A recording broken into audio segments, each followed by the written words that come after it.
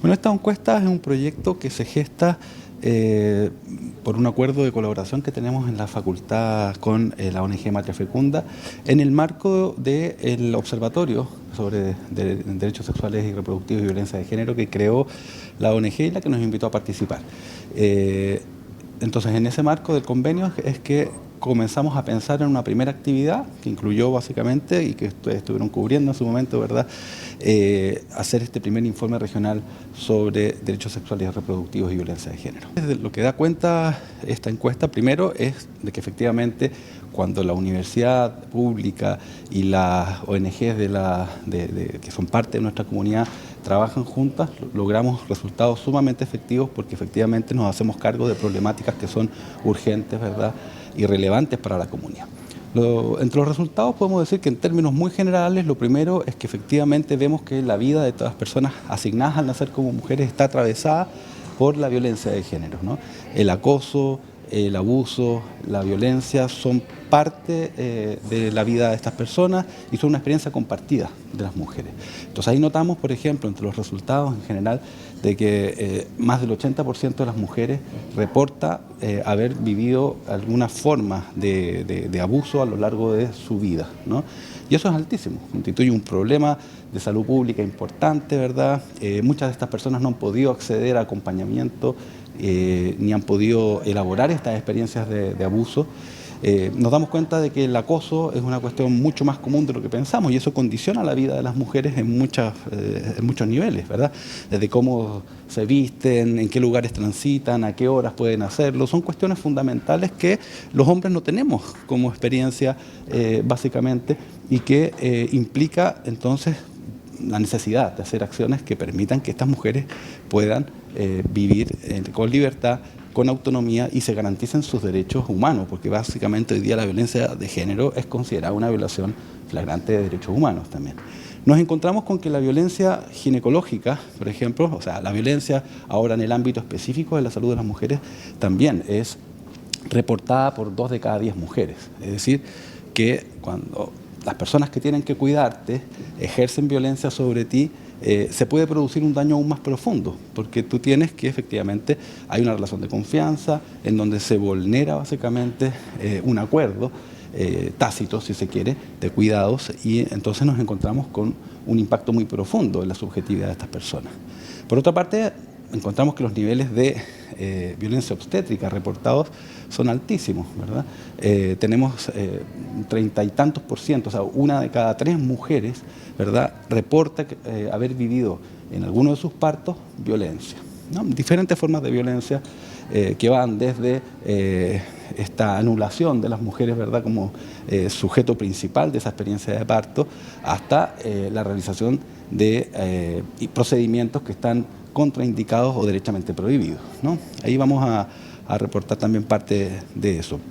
Ahora, nos damos cuenta de que además hay un subreporte enorme. Está tan normalizada la violencia en la vida de las mujeres que lo que ocurre básicamente es que se reporta mucho menos porque no son capaces de reconocerlas. Por ejemplo, entre las personas que dicen que no vivieron violencia obstétrica, nos encontramos que un 50% de aquellas que afirmaron no haber vivido violencia obstétrica les realizaron procedimientos que nosotros consideraríamos que son violentos. Por lo tanto, tenemos una declaración de la violencia que podría llegar, ¿verdad?, entonces a cerca del 70%, ¿no?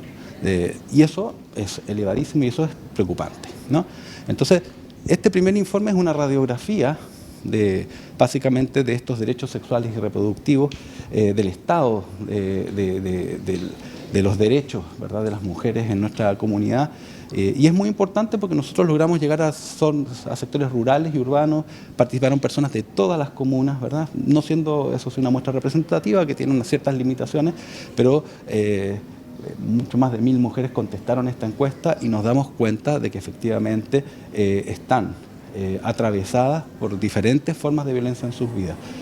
54% de las mujeres dice que ha sufrido acoso sexual en el trabajo. 43% de las mujeres dicen que ha sufrido acoso sexual en sus lugares de estudio, ¿no?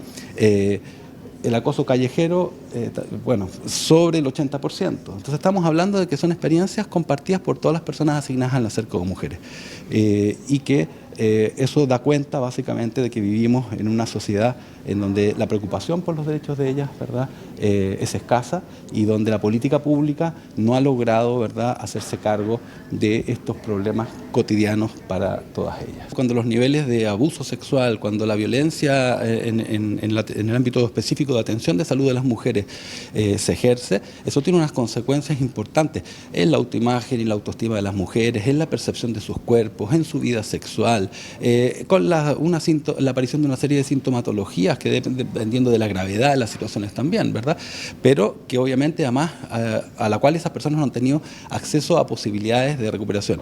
El 14% de la muestra ha tenido acceso a profesionales de salud mental, por ejemplo, aun cuando tenemos otro largo 40% que dice que la habría necesitado y que no ha podido conseguirla o no se ha atrevido a solicitarla, porque además estas formas de violencia generan estigma en las personas que la padecen. Entonces tú te sientes responsable, culpable, ¿verdad?, por no haber podido responder de una manera distinta a como lo hiciste en ese momento, porque nadie está preparado para responder a la violencia, menos en ciertos campos. Tú no esperas que tus colegas, ¿verdad?, o que los médicos, ¿verdad?, te hagan daño. Tú esperas que te cuiden, que te respeten, que te traten, ¿verdad?, de manera apropiada, y cuando eso no ocurre, eso tiene un impacto a nivel subjetivo enorme. La violencia ginecobstétrica básicamente tiene que ver con todas aquellas situaciones en donde se normaliza una situación, ¿verdad?, de asimetría de poder entre el equipo médico y las pacientes. Pero incluye todas aquellas formas de violencia física y verbal, así como aquellas de connotación sexual. Por lo tanto, lo que tenemos, por ejemplo, es desde el campo más habitual, no por eso menos complejo. Tú tienes que ellos te niegan información, que no te preguntan por los procedimientos o no te dan información apropiada sobre los procedimientos, que no hay consentimiento informado, que hay ante mujeres que preguntan mucho procedimientos que habitualmente no son dolorosos y se tornan dolorosos, en donde hay malos tratos verbales, ¿verdad?, sobre todo con la gente más joven, ¿no?, a la que tratan muy mal, porque se juzga moralmente, por ejemplo, un embarazo adolescente o un aborto. Tenemos también muchos casos en los cuales tú te encuentras derechamente con tactos que las mujeres salen de la consulta diciendo esto no tendría que haber ocurrido, o con la duda de si tendrían que haber ocurrido, si tenían que ver con el procedimiento o no, hasta casos derechamente de abuso sexual, ¿no? Entonces tú te encuentras con que hay una experiencia, una gama amplia, pero que en el fondo tiene algo en común: niegan la autonomía de las mujeres, las hacen sentir anuladas, las hacen sentir de que no pueden tomar decisiones sobre su vida sexual o no sexual, digamos, y esto además con un agravante particular de que sea de manera interseccional. Tú tienes que hay grupos que aparecen como mucho más vulnerabilizados. En este caso, por ejemplo, las personas que son parte de las diversidades sexuales, ¿no?, sexogenéricas. ¿Por qué? Porque efectivamente ellas reportan niveles mayores de violencia, ¿verdad?, dado que se sancionan en un contexto conservador sus decisiones, ¿verdad?, y la ruptura con los roles tradicionales de género, ¿no? Creemos que todavía hay muchas deudas porque estamos frente a temas donde no hay una legislación robusta, ¿se entiende? Donde no hay una política pública. Claro, recientemente, por ejemplo, en el ámbito de la Ley General de Violencias, se llega a enunciar la violencia ginecobstétrica como una manifestación más de las violencias de las mujeres. Sin embargo, sigue siendo algo bastante como inicial, ¿no?, en un nivel que todavía no llega a la profundidad justamente que reportábamos hace un rato. Formas específicas de violencia en las que las mujeres no tienen conocimiento, que son violencias, ¿cierto?, y que además están vinculadas a algo anterior, que este reporte de informe también logra consignar, y es que la falta de educación sexual o la educación en el ámbito de la salud sexual y reproductiva es percibida con sesgos de género, ya que es algo que nosotros también encontramos en este estudio, ya, es decir, este estudio tiene una parte de dominio en el ámbito de las violencias de género, como comentaba hace un rato el investigador, pero por otro lado también evaluamos lo que llamamos el dominio de los derechos sexuales y reproductivos y la salud sexual y reproductiva. Y ahí también hay unos hallazgos interesantes, ¿no? Es decir, hay una percepción, por ejemplo, de tener acceso a métodos anticonceptivos, conocerlos, ¿cierto? También algunos conocimientos sobre en qué ámbitos hay más autonomía de elección en la vida sexual y reproductiva, como por ejemplo la elección de las parejas sexuales. Sin embargo, se reportan altos niveles de coerción sexual, ¿se entiende? Es como que yo puedo elegir, sin embargo, también juzgo que en algunos dominios de la vida íntima no tengo tanta posibilidad de elección, ¿cierto?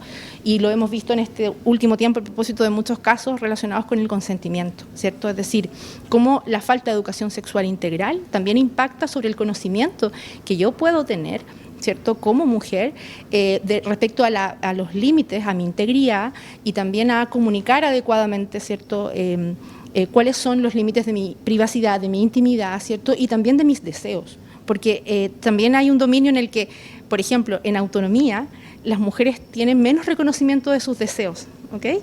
Entonces, en eso creemos que es fundamental educar. Nosotras estamos haciendo ese trabajo hace varios años, como bien les decía, en reparación, en incidencia política, pero también en sensibilización y educación. Ya hemos hecho un trabajo regional bastante como articulado con algunas organizaciones de la sociedad civil, con compañeras del ámbito de los feminismos del Maule, que también hacemos mucha derivación, trabajamos en educación para la salud, pero además generando espacios de visibilización local como este informe, ¿no?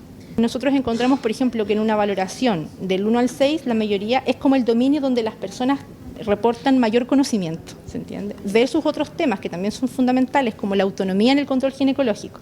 Es decir, se valora mejor tener acceso a un método anticonceptivo, sin embargo, se valora peor no poder decidir algunos aspectos, por ejemplo, el consentimiento, el tratamiento o el tipo de intervención que yo recibo en un espacio de acompañamiento ginecológico o de orientación ginecológica, ¿no?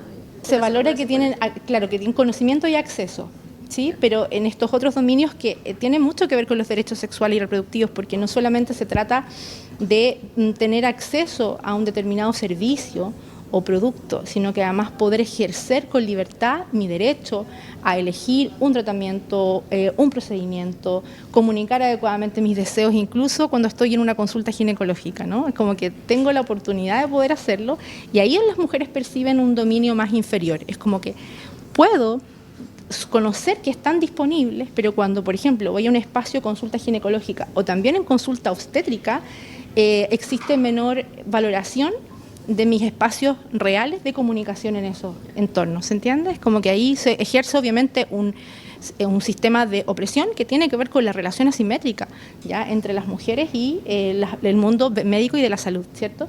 Y lo que además es relevante en nuestra región es que respecto, por ejemplo, a encuestas anteriores, en el Maule existe un porcentaje muy elevado de cesáreas, por ejemplo, que tiene mucho que ver con la violencia obstétrica, precisamente por la falta de información, ¿cierto? Lo que yo les decía, cómo se correlaciona también con la falta de educación o la educación sesgada recibida, que a muchas mujeres les impide tomar decisiones o ser persuadidas en el momento de la consulta obstétrica, ¿no? Necesitamos coordinar estos espacios de socialización que no se remitan solo a estos entornos académicos, ¿cierto?, sino que puedan ser parte también de las redes articuladas de organizaciones para que todos puedan tener acceso al conocimiento y divulgar, sensibilizar, conversar sobre esto en sus territorios, ¿cierto?, con otras mujeres con las que a veces no hay este nivel de profundidad en el análisis de las propias vidas, ¿no? Todo lo que tiene que ver con los propios cuerpos, con la intimidad, con la privacidad, con los deseos. Normalmente las mujeres lo ven más limitado de poder declarar, expresar e incluso comunicarse entre pares, ¿ya? Entonces, para nosotras eso es fundamental, que se instale una cultura de respeto a la autonomía por nuestros derechos para decidir una vida libre de violencias, también en la esfera de los ámbitos de salud sexual y reproductiva. Nosotros primero estamos muy agradecidos de la invitación de hacernos partícipe de esta primera encuesta sobre derechos sexuales y reproductivos para las mujeres en la región del Maule. Sin duda, el tener cifras sobre la mesa que se hayan realizado a través de un estudio serio, de una larga data, nos da a nosotros posibilidades de poder mejorar la gestión y de poder motivar a políticas públicas que vayan atingentemente a la realidad regional y a la necesidad de las mujeres de la región. Hoy día lo que nos muestra Matre a través de este compilado de cifras es que tenemos una realidad de la cual hay que ocuparse, de la que por cierto hemos avanzado, pero que todavía hay que poner ciertas cosas sobre la mesa, por ejemplo, que seamos una de las regiones con mayores índices de abuso sexual, no es algo que tengamos que desconocer, es algo que sin duda tenemos que llevar hacia las políticas públicas y propulsar y promulgar a que podamos llevar un avance significativo en este sentido. Particularmente nosotros como servicio que también trabajamos la autonomía física de las mujeres y dentro de la autonomía física está están los derechos sexuales y reproductivos, tenemos un quehacer importante. El tema de la violencia obstétrica es algo que es una temática que viene reluciéndose recién ahora, pero que viene existiendo de hace muchos años atrás. Por lo tanto, hoy día poner cifras es mostrar esta realidad existente. Por lo tanto, para nosotros esas cifras hoy día, con esas cifras vamos a trabajar. Con esas cifras vamos a poner la palestra y por supuesto que vamos a trabajar en conjunto con la sociedad civil y desde el servicio público para poder entregar mejores y mayores ofertas a las mujeres.